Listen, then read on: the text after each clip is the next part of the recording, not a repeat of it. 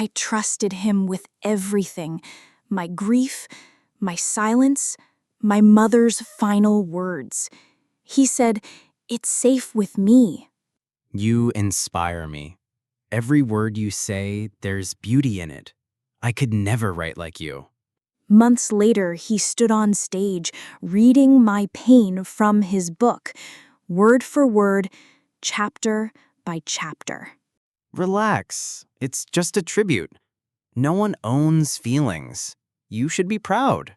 He won awards for stories he didn't live.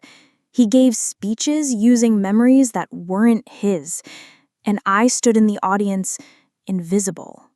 That night, I whispered to her photo, if I could go back, I'd take the stage before he ever opened his mouth.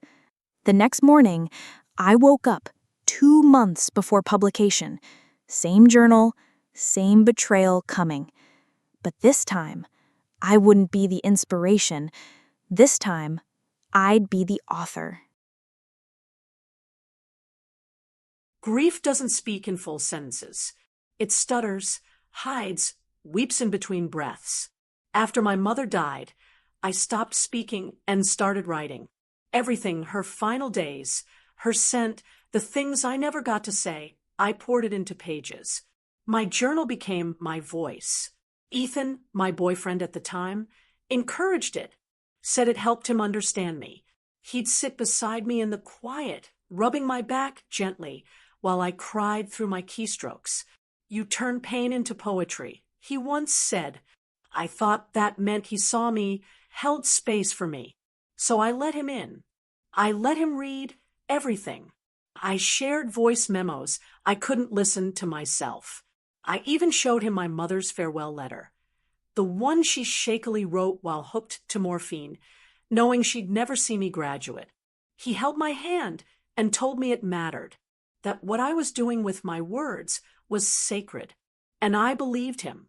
I believed that by sharing my grief, I was building intimacy, that it was love. I didn't realize I was handing him the manuscript of my soul, and that he wasn't holding me. He was studying, preparing, already planning to steal. It started with small changes in his routine. He stayed out late, said he was in the zone, working on something personal. I didn't question it. I was too numb, still sitting at my mom's grave twice a week, trying to feel something other than emptiness. When he came home, he'd kiss my forehead and say, "You've been writing today, haven't you? I can see it in your eyes." I thought it was sweet. I thought it meant he was paying attention. Then one morning, a post popped up on my feed. A literary journal I followed had announced a debut novel, Ashes and Apricot Trees, written by Ethan Klein.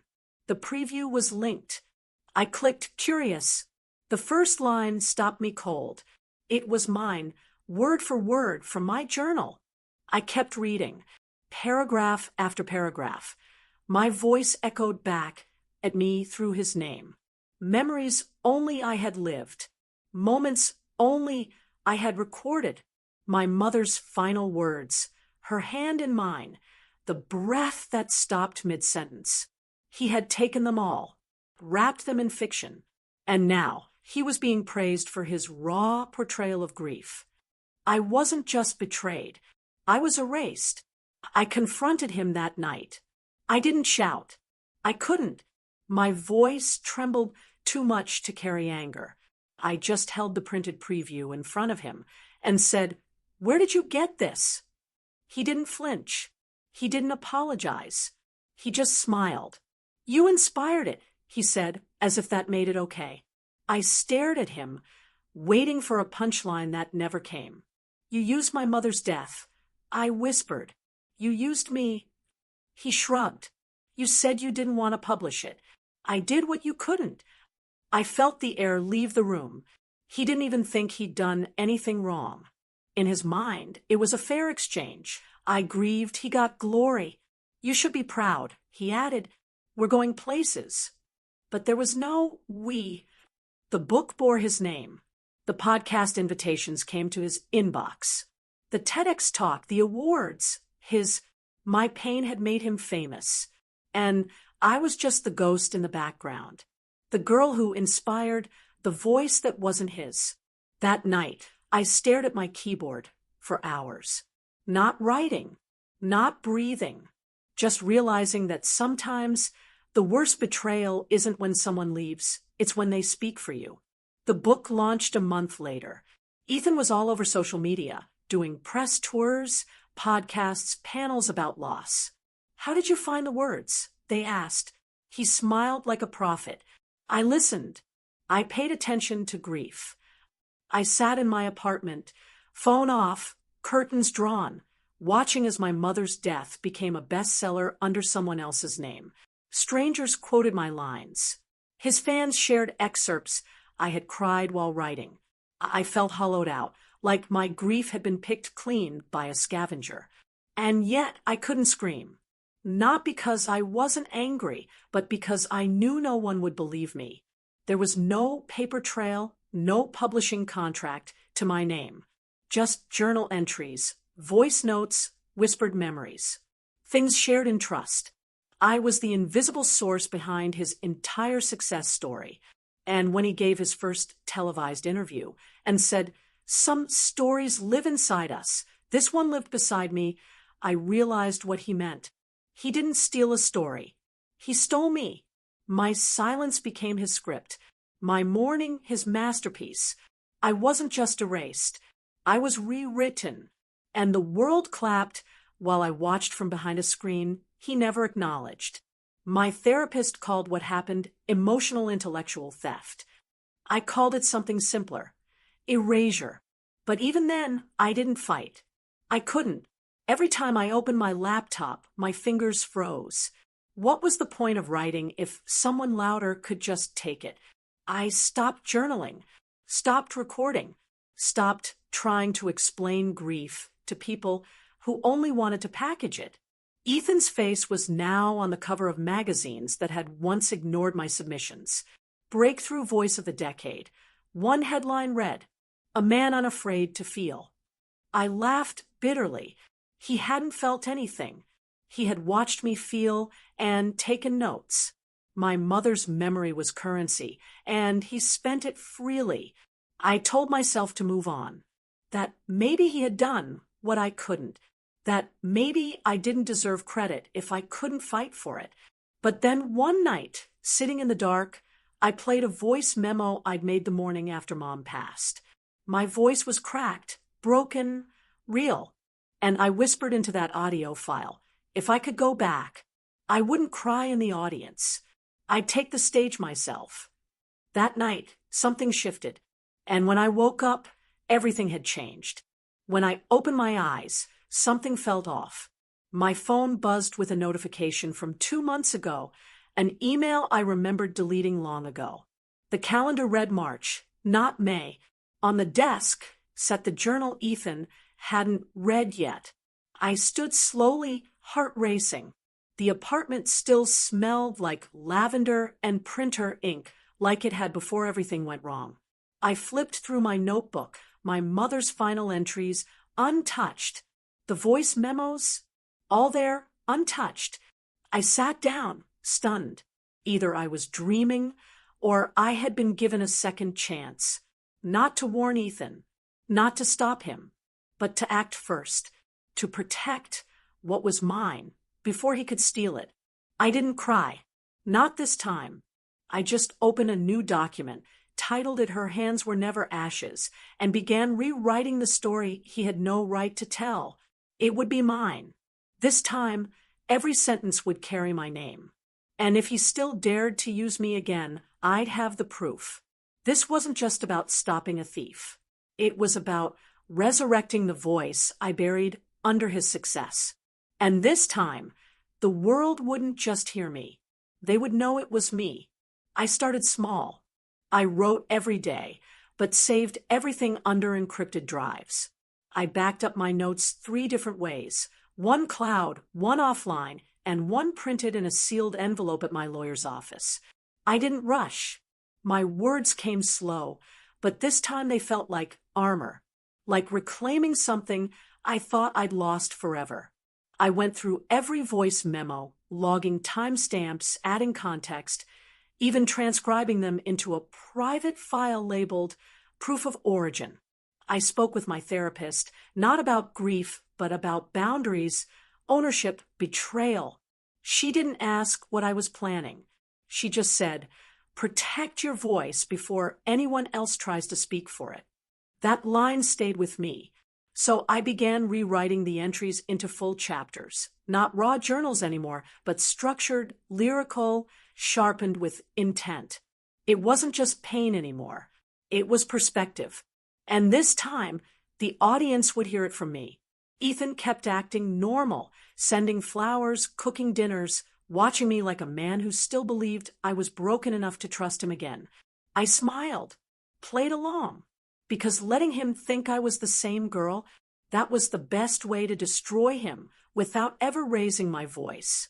I reached out to a small, independent editor, someone who worked with women reclaiming stories from trauma and silence. I told her the story was urgent, real, and deeply personal. I didn't give names, just the manuscript. She read it in 2 days. Her reply was one sentence: "I've never read grief this honest." That's when I knew I didn't need to explain. My words already did the talking. We signed a quiet contract. I kept my identity private for now, pseudonym only. But I made sure everything, voice memos, raw notes, photo documentation, was legally filed under my copyright. Meanwhile, Ethan bragged about his upcoming novel. I watched him prepare readings, perfect his sad smile, and even print fake annotations in the margins of pages I wrote. He thought he was ahead of me, but I had lapped him before he even started. He wasn't stealing anymore. He was repeating. And soon, the world would hear my voice told my way, not filtered through his performance. I didn't want revenge anymore. I wanted recognition, ownership, justice, not drama.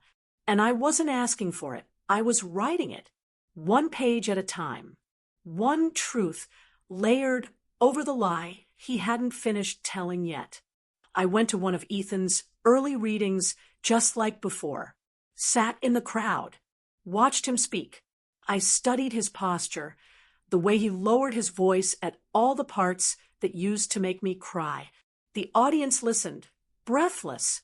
He was good, polished, emotional, even. But I knew the truth. He was reciting grief he never earned, mourning a woman he never met. I watched him close the book and say, "Loss doesn't end when someone's gone.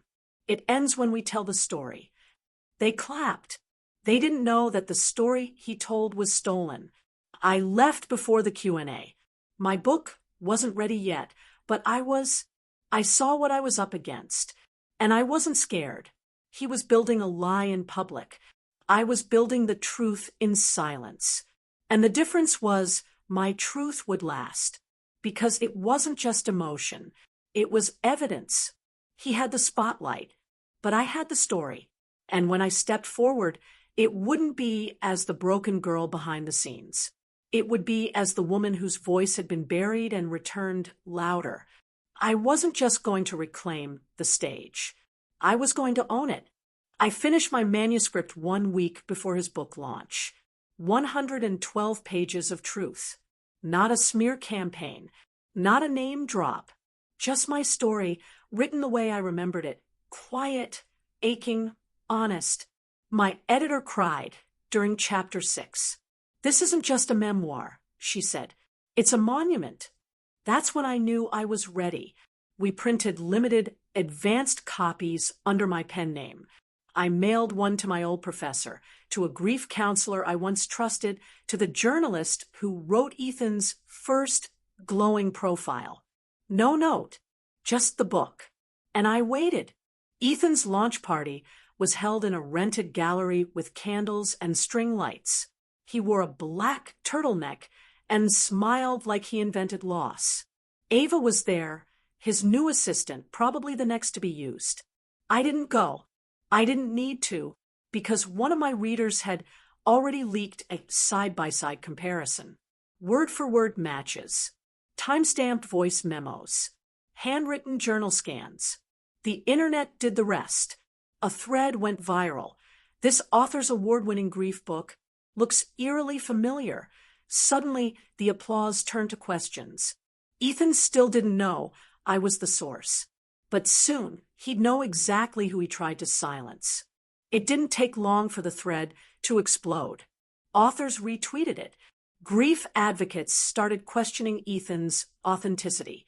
A literary blogger wrote, "You can't copyright emotion, but you can plagiarize a soul."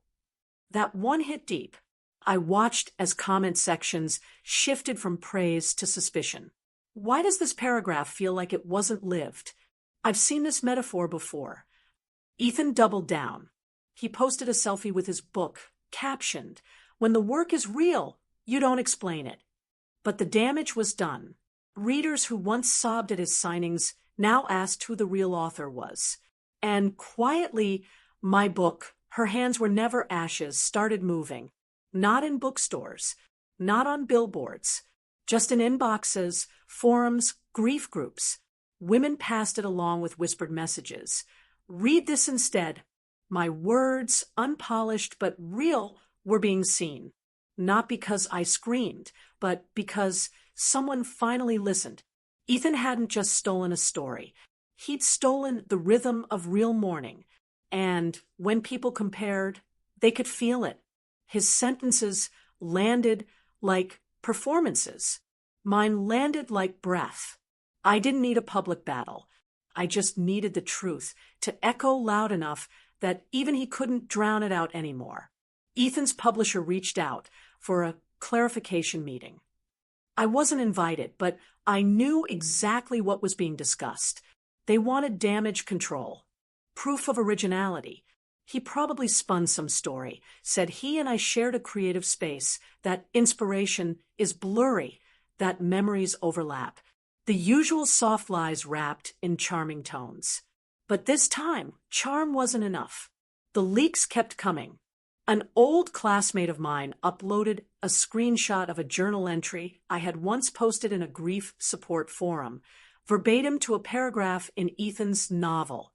A hospice nurse, the one who'd been there during my mother's final days, commented, "She told me those stories. I was in the room. This is hers." And slowly, the tide turned. Reviewers updated their ratings. Podcasts canceled interviews. Some influencers issued apologies for promoting the book. Ethan didn't vanish, but his glow cracked. And as for me, I didn't say a word. I kept writing, kept moving, because I didn't want to be famous for what he stole. I wanted to be known for what I protected. And that kind of power, you don't chase it. You build it, page by page, in the quiet where real stories grow. 3 weeks later, I released the second edition of Her Hands Were Never Ashes, this time under my real name. I didn't do a launch party. I did a reading. Small room, one microphone, just my voice. I read the chapter Ethan had taken almost word for word. But when I spoke it, there was weight, silence, knowing. People cried. A woman in the front row clutched her chest and whispered, "That's exactly how it feels." That's when I knew I hadn't just written a book. I had given grief a language people thought they had lost. And that's something no thief could replicate. My inbox flooded, not with fame, with thank yous from daughters, sisters, husbands, friends who had never heard someone name their aches so clearly. I wasn't viral. I was valid. And Ethan, he finally went silent. His publisher pulled distribution. Articles called him a product of emotional theft.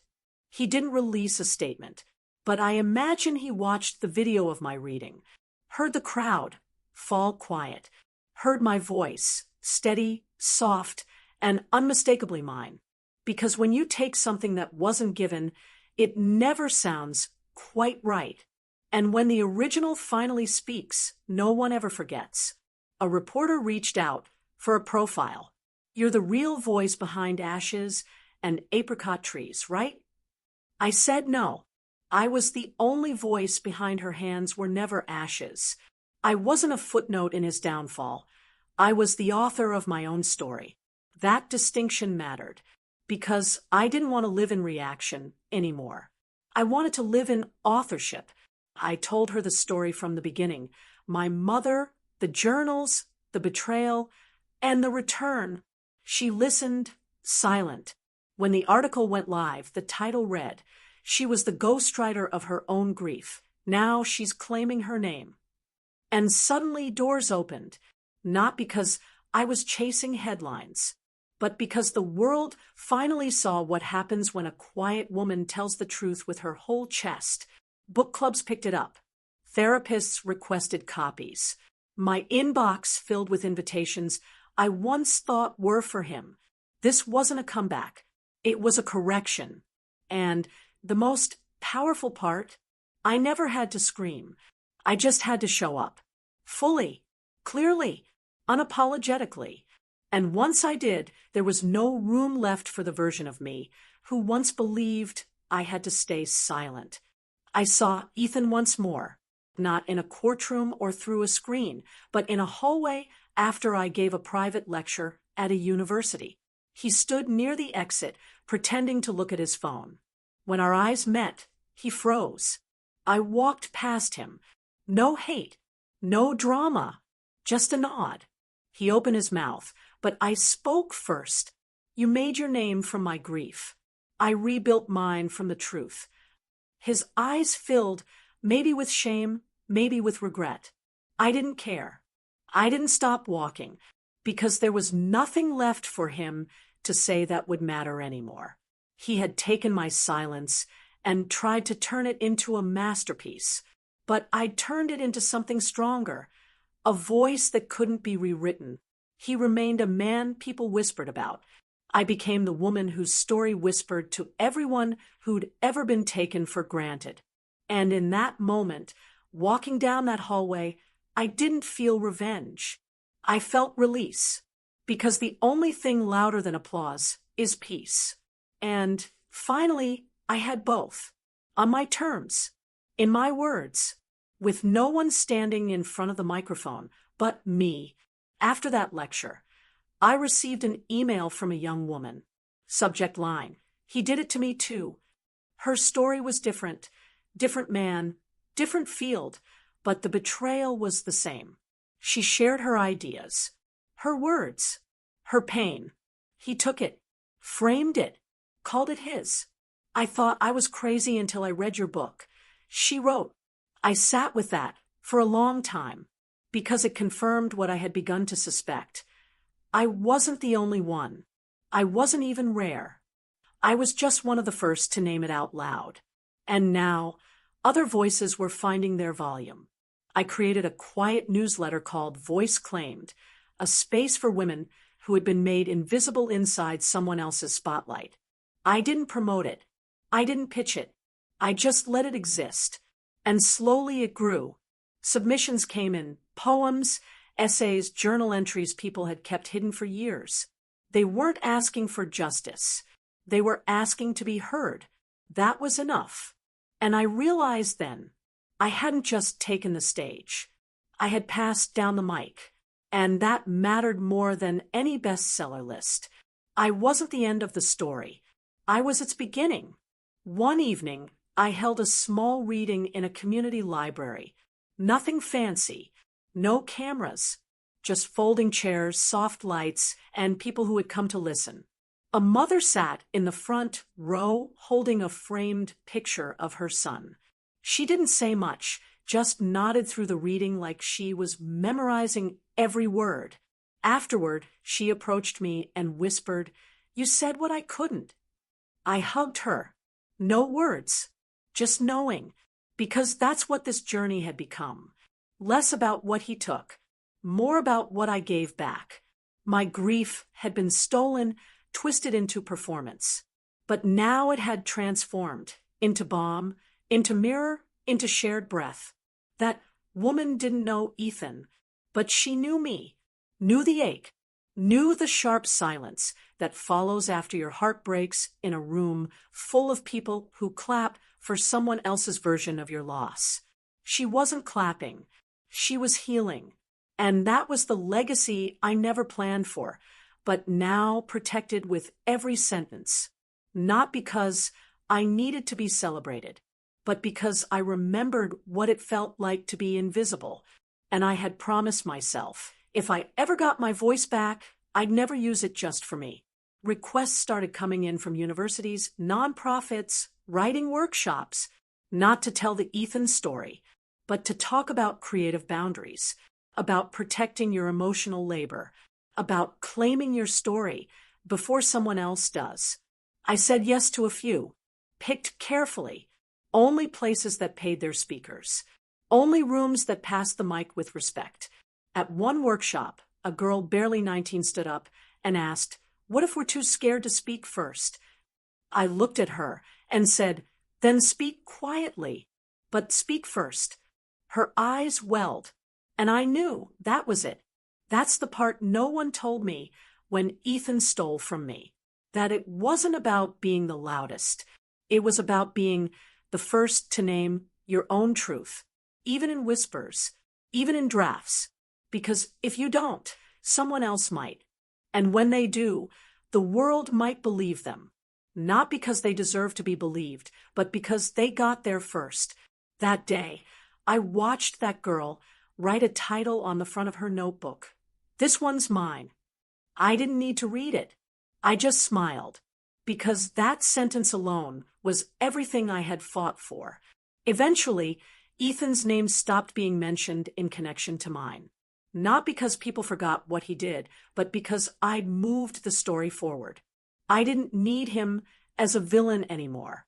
I didn't need a foil. I had outgrown the chapter that required him. And when people asked about the origin, I told it clean. He used what I gave him. I used what he took.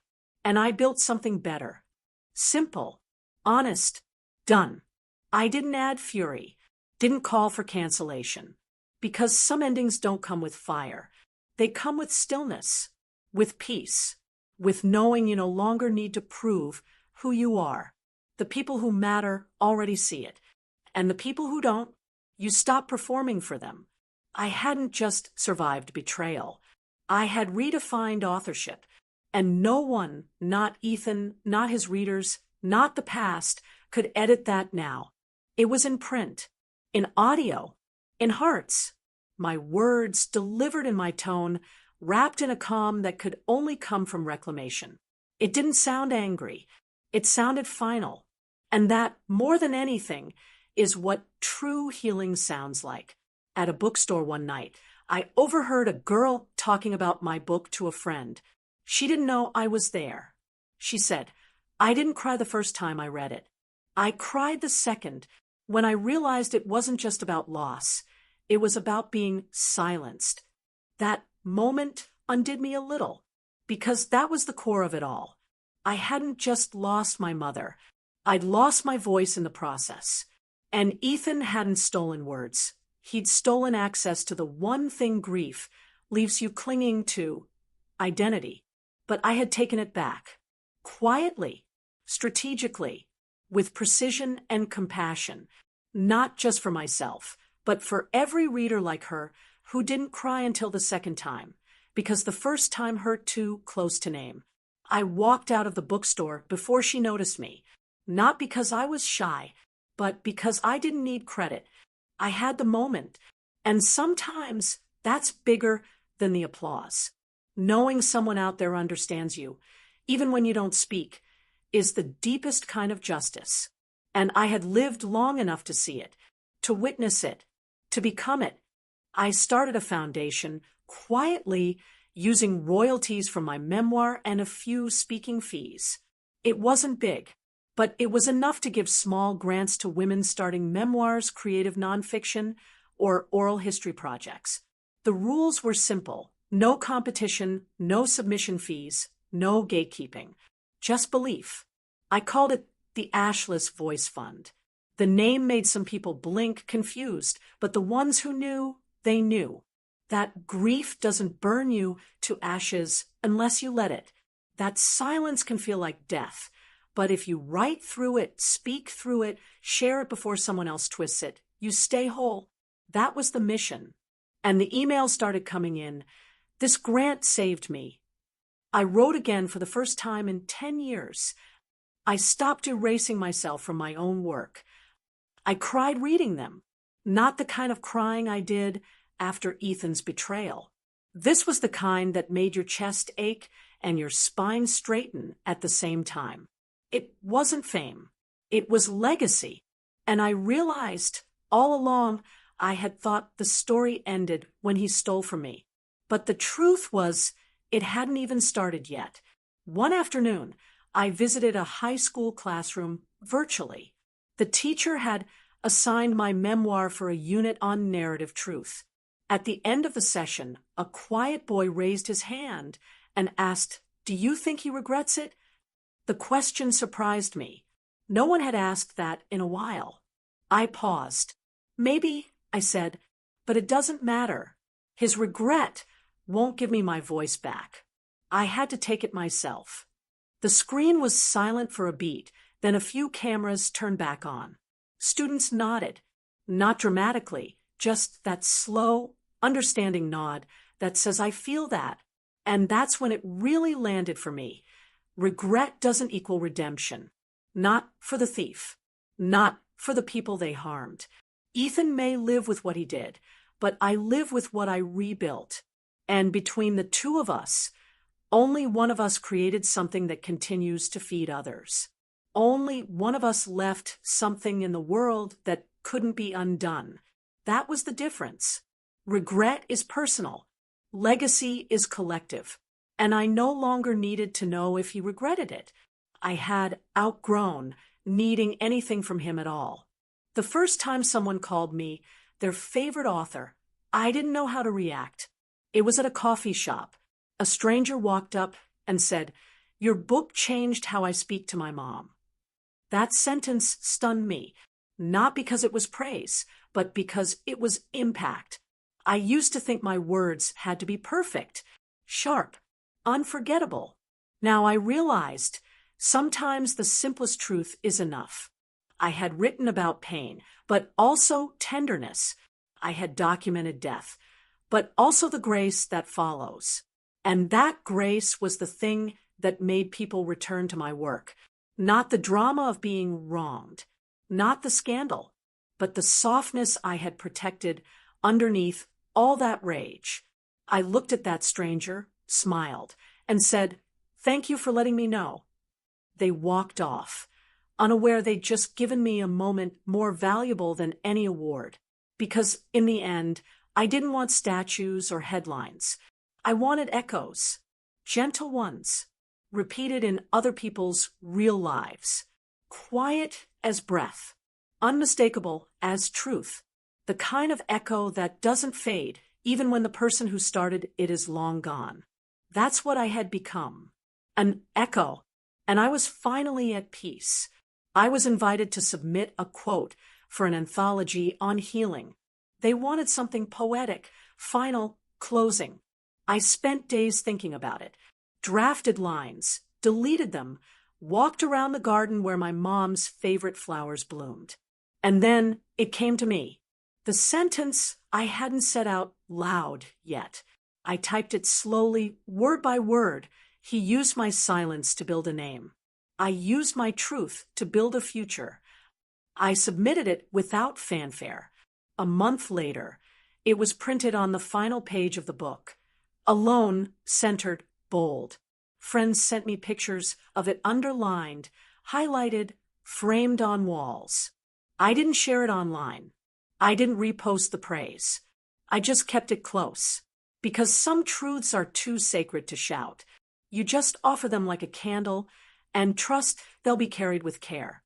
That's what writing had become for me. Not a scream, but a steady flame. Something held in shaking hands, passed from one person to the next until the dark starts to shrink. That's what the quote was. A flame. And somewhere out there, I knew someone would read it and realize they were never voiceless, just waiting to hear themselves for the first time. At a live panel one evening, someone in the audience asked, What would you say to the version of you who didn't know yet? The question stung gently. I closed my eyes for a second, then said, I'd tell her she's not broken. She's just surrounded by people who keep silencing her on purpose. The audience was quiet, heavy, and I'd say, the ones who steal your voice always speak louder, but never longer. Let them talk. You're building something they'll never touch, truth. That was the moment I saw a row of women in the front nod in sync, and I realized, again, the words I'd almost never said had made their way across oceans, generations, wounds. Not because I shouted, but because I endured, because I chose to speak when silence would have been easier. That's what made the story powerful.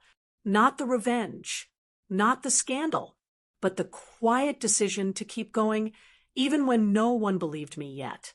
That's the story I would keep telling, over and over, until no one had to explain why they felt invisible again.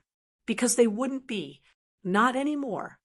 I received a letter one day, handwritten, no name on the envelope, but I recognized the slanted cursive instantly. Ethan. Inside was a single page. Not an apology, not exactly.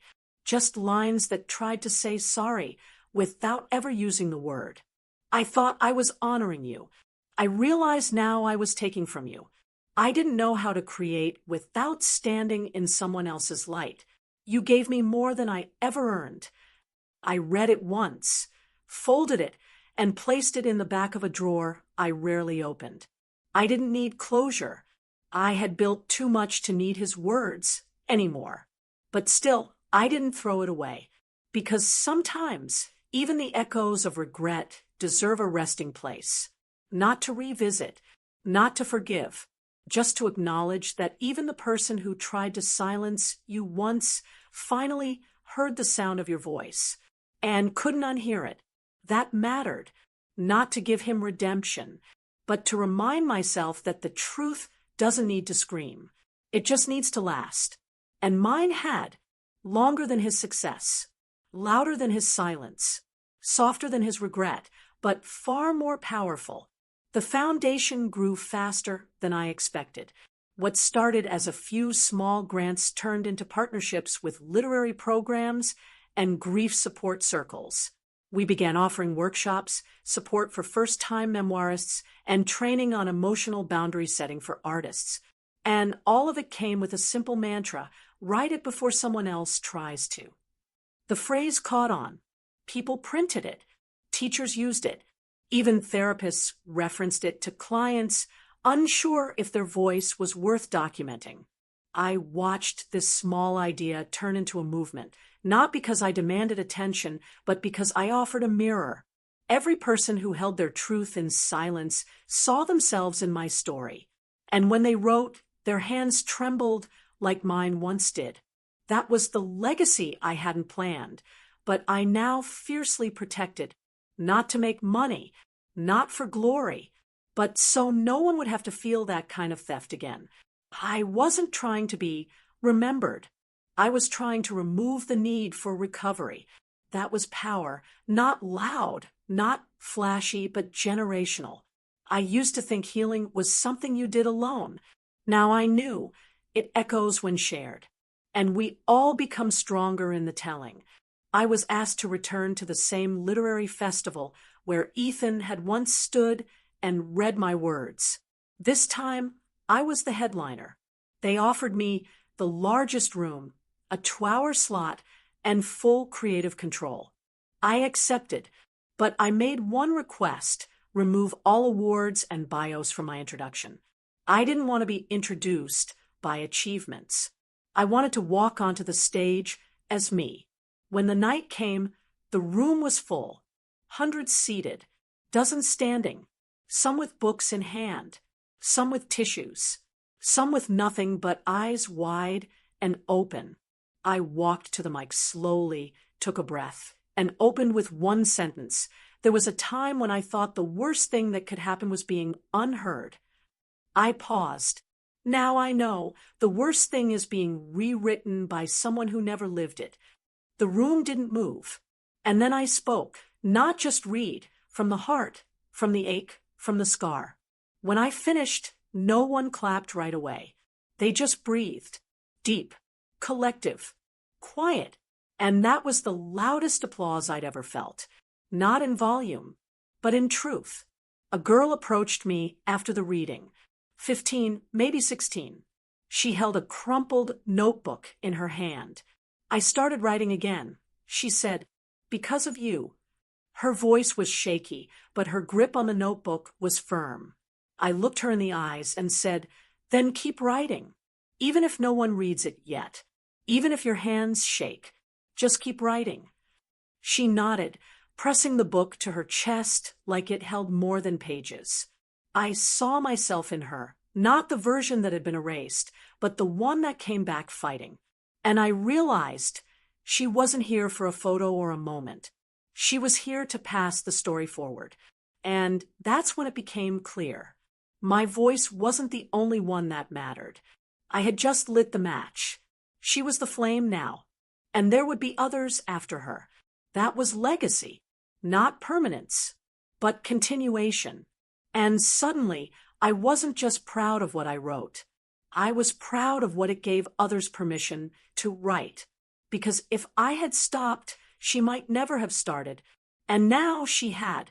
My final book wasn't about grief. It was about recovery, about what happens after silence, after betrayal, after the last page. It was called Echoes That Don't End, a collection of stories from women around the world. Some essays, some poems, some just fragments of truth they'd never dared to write down before. I didn't publish it under my name alone. I credited every contributor equally. No hierarchy, no forward by, just voices together. The reviews were soft and kind. "This feels like being held," one reader said. "That's all I ever wanted. For someone, somewhere, to feel held instead of hollow. To feel like their pain didn't need to be rewritten by someone louder. That they could write it themselves. Quietly, clearly, entirely." And as I read through those pages, one line stayed with me. It was from a contributor in Brazil who had written, "I thought no one would care about my story. But you cared. And now I care too." That was the truth. The circle. The ending that wasn't an ending. The rebirth I never saw coming. And I knew I didn't just take the stage. I built it, and now it would outlive me. I returned to the garden one morning, the same one where I had once whispered to my mother's photo, "If I could go back, I'd take the stage." There were no cameras, no audience, just morning sun warming the bench where I'd first started journaling after her death. I brought a single copy of Her Hands Were Never Ashes, not to read from, just to place at the base of her favorite tree. A silent offering, not for closure, for continuation. Because even in death, she'd given me words. And I had finally returned them, no longer buried beneath someone else's voice. I sat for a long while, listening to the wind in the leaves, the way I used to when I was unsure of everything. But I wasn't unsure anymore. I knew who I was. I knew what I had done. I knew whose voice I carried. Not just my own, but the women who'd been told their pain was too messy to print. And now they printed it anyway. Loud or quiet, scarred or sacred, whole or still healing. We had written the truth. We had given it shape. And finally, it had been heard. Clearly, cleanly, without needing anyone else to narrate it. Later that year, a student organization created a digital archive of my early work. The journals, the original memos, the redacted pages Ethan once used. They framed them not as artifacts of scandal, but as proof of survival. "This is not about exposure," the curator wrote. "It's about authorship." I read that sentence 10 times, because that's all I ever wanted. Not revenge, not erasure of him, just restoration of me. I wasn't trying to destroy his version. I was reclaiming mine. And now It would live in classrooms, workshops, homes. Not because I forced it there, but because it resonated. Because truth, once freed, echoes on its own. I watched young writers study the structure of my sentences like scripture, not because they were perfect, but because they were mine. And I thought, maybe legacy isn't about being remembered. Maybe it's about what you leave behind that reminds others of themselves. If so, then I had done it, not just once, but again and again, in every life I touched without ever raising my voice. That was enough. That was more than enough. I stopped checking his name in searches, not because I forgave him, but because he no longer held space in my world. He became background noise to a story that had long outgrown him. People occasionally asked, "Do you think he ever wrote again?" I shrugged. Maybe, but that's his story now. And mine kept writing itself in the lives of others. Every time someone spoke up in a workshop, every time a quiet girl sent in a first draft, every time a reader whispered, "Thank you for making me feel less alone." That was my epilogue, always growing, never ending, not tied to one book or betrayal, but to a movement built from reclamation. He had thought authorship was about acclaim. I had learned it was about truth. He wrote to be seen. I wrote to help others see themselves. And in the end, only one of us had built something that mattered, something that lasted. The last time I walked past a bookstore window, I saw a copy of Her Hands Were Never Ashes beside a new release by a debut writer I had mentored. I stopped and stared, not at my name, but at hers. Big, bold, centered. I remembered when she was too afraid to speak. Now, she was published, unapologetic, powerful. I smiled and whispered to myself, "That's the story now." Because it wasn't just about reclaiming my voice. It was about creating a world where fewer voices would ever need to be reclaimed in the first place, where truth would be honored the first time it was spoken, not after being stolen. That was the future I wanted. That was the empire I built, not in pages, but in people, in women who wouldn't flinch, in stories that wouldn't wait. And knowing that was bigger than anything Ethan ever took. It was more than healing. It was inheritance. I turned 50 surrounded by writers. No stage, just a quiet gathering in my home. Candles, tea, printed pages passed hand to hand. One woman toasted to the woman who made space for us. I didn't cry. I just raised my cup and said, "You filled it." I just opened the door. They laughed. We read stories, some unfinished, some raw, some full of glory. No one judged. No one clapped loudly. Just silence filled with understanding. That was the life I had rebuilt. One where I no longer had to scream to be heard. Where grief wasn't spectacle, but sacred. Where pain didn't need to be perfect to be valuable. That room, it was everything Ethan's stage never was. Safe, kind, real. I looked around at their faces and thought, this is the real bestseller.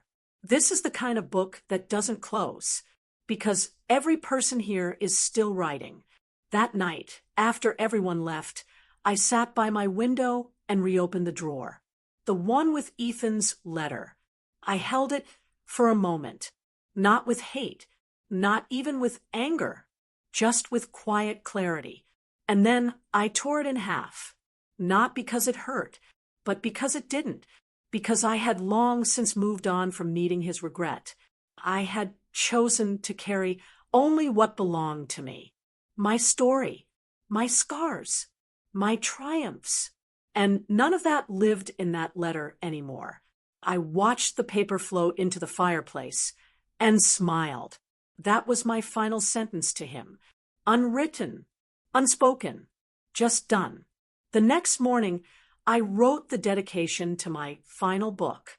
It read, "To anyone who ever stayed quiet because someone louder took their place, this is yours now. Speak. And then I signed it, not with a pen name, not with initials, but with my full name, bold, clear, mine. Because after everything, the betrayal, the silence, the return, the rise, I didn't just reclaim my voice. I became the reason others reclaimed theirs. And that's what authorship really means. Not who writes the first draft, but who tells the truth and refuses to let anyone else end the story.